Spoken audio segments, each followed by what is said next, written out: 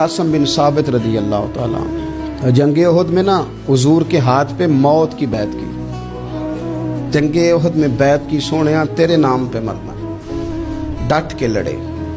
सलाफा बिन साद के दो बेटे बदर में कत्ल किए इन्होंने। एक कबीला गजील था, उन्होंने उहद के बाद हुजूर से कहा कुछ कारी हमें दे दें, हमने कुरान सीखना है। तो नबी पाक ने कुछ बंदे भेजे, तो आसम बिन साबित को भी भेजा, लेकिन उन्होंने धोखा किया। वहाँ जाके इनको गिरफ्तार कर लिया। जब गिरफ्तार करके मक्के वालों के हाथ बेचने लगे तो हज़रत आसम बिन साबित ने तलवार निकाल ली। फरमाने लगे मैं काफिर का कैदी होके जीने से बेहतर है शहादत की मौत मर जाऊं। काफिरों का कैदी लड़े और फरमाने लगे मेरे कमान में तीर बाकियां, मैं लड़ूंगा और इतना लड़ूंगा कि तुम्हें पता चलेगा मुझे लड़ना आता है। और फरमाया मैं सब्र करूंगा और सब्र करके दिखाऊंगा, मैं डटूंगा और तुम्हें डट के। अकेला बंदा मैदान में डट गया, अकेला। जब तीर खत्म हो गए तो फिर नेजा निकाल दिया।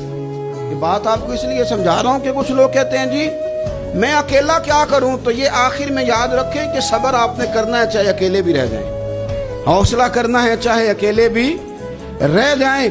अकेले लड़े, तीर खत्म हो गए तो नेजा निकाल लिया, खूब लड़े। अब उसने कसम खाई थी कि मैंने इनकी खोपड़ी पे माज़अल्लाह खोपड़ी मंगानी है, सर मंगाना है। और ये जो ले जा रहे थे धोखे के साथ, ये भी बेचने ले जा रहे थे। तो जब थक गए ना और चारों जानिब से जिस्म में तीर पे वस्त हो गए तो दुआ मांगी। अकेला बंदा और सब्र का मकाम, दुआ मांगी, कहा अल्लाह मैंने आखिरी दम तक तेरे दीन की हिफाजत की है, अब तू मेरे जिस्म की हिफाजत करना।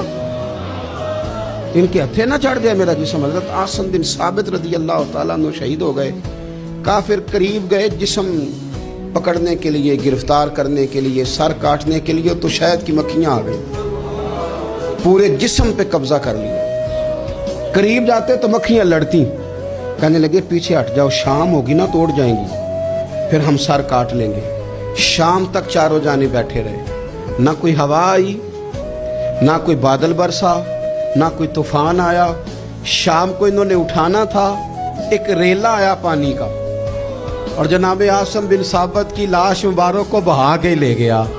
मेरे रब ने उस मैदान में भी ये बतलाया कि जो सब्र करे ना, रब उसके जिस्म की भी हिफाजत फरमाया करता, कि जिस्मों तक की आखिरी दम तक अल्लाह की मदद उनके सामने हाल है।